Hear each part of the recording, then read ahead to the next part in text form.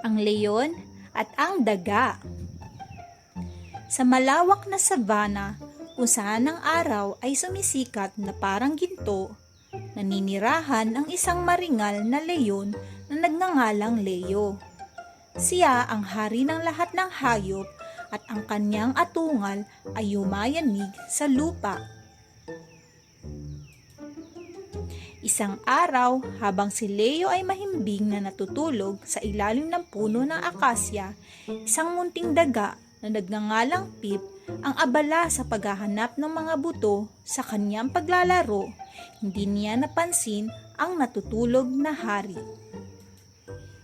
Sa kanyang pagmamadali, nadapa si Pip at aksidenteng gumulong papunta sa malaking ilong ni Leo.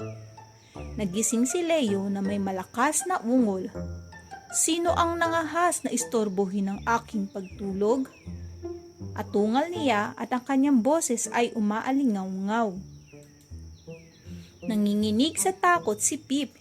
Itinaas ni Leo ang kanyang malaking kuko para hulihin ang munting daga. "Pakiusap, Haring Leo, huwag mo akong saktan," pakiusap ni Pip. "Maliit lang ako, pero baka balang araw ay matulungan kita." Natawa ng malakas si Leo. "Ikaw, isang maliit na daga, tutulungan ako?" Ngunit dahil sa katapangan ni Pip, pinalayan niya ito. "Sige na, umalis ka na bago pa magbago ang isip ko." Lumipas ang mga araw. Isang araw, habang naglalakad si Leo sa kagubatan, nahulog siya sa isang bitag na ginawa ng mga mangangaso. Isang malaking lambat ang bumalot sa kanya at hindi siya makagalaw. Umungal siya ng malakas sa takot at galit. Ang kanyang mga atungal ay umaalingaw-ngaw sa buong savanna. Mula sa kanyang lungga, narinig ni Pip ang sigaw ng hari. Naalala ni Pip ang kanyang pangako. Tumakbo siya ng mabilis hanggat kaya niya, sinundan ng mga atungal. Doon niya nakita si Leo na nakakulong sa lambat. "Huwag kang mag-alala, Haring Leo, tutulungan kita," sabi niya. Ginamit ni Pip ang kanyang matutulis na ngipin para ngat-ngatin ang mga lubid.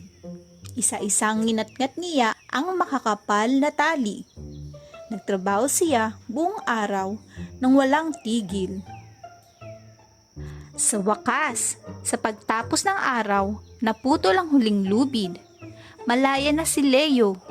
Tumingin siya sa munting daga ng may pasasalamat. "Salamat, munting kaibigan," sabi niya. "Iniligtas mo ang aking buhay mula ngayon. Natutunan ko na kahit ang pinakamaliit ay maaaring maging pinakadakila." Mga aral ng pabula.